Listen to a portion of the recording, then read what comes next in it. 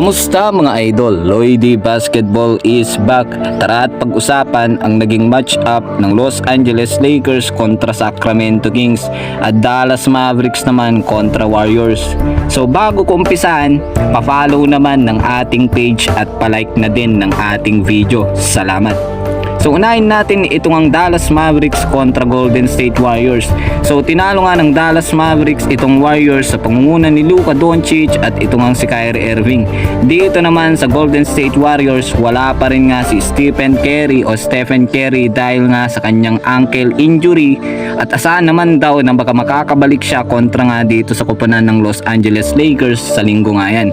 Wala din kanina itong si Draymond Green dahil nga daw sa personal problem. So hindi natin alam yun.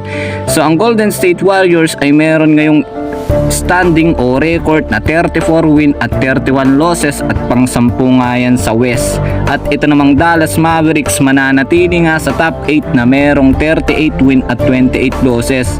So dito naman tayo sa koponan ng Los Angeles Lakers dahil tinalo nga sila kanina din ng Sacramento Kings sa score na 120-107.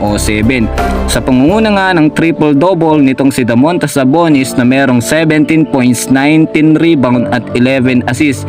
De'Aaron Fox na merong 19 points, Keegan Murray na merong 21 at si Barnes naman na merong 23. Dito naman sa koponan ng Los Angeles Lakers, buhat-mot nga itong sa Austin Reeves na merong 28.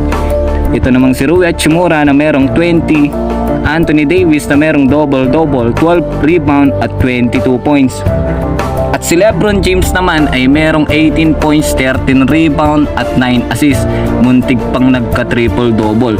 So ang Los Angeles Lakers ay pang-siyam nga pa rin at di sila nakakaalis dyan kasama itong Golden State Warriors. At palipat-lipat nga sila o nagsasalitan sa kanilang standing. So ang Los Angeles Lakers ay may record nga ngayon na 36 win at 31 losses, pang-siyam nga. At ito namang Sacramento Kings mananatili din sa number 7 na meron ngang 38 win at 27 losses. So susunod nga na magkakarap itong ang Golden State Warriors at Los Angeles Lakers, ang pang-siyam at pang-10 dito sa West standing. So abangan na lang natin yan. So hanggang dito na lang.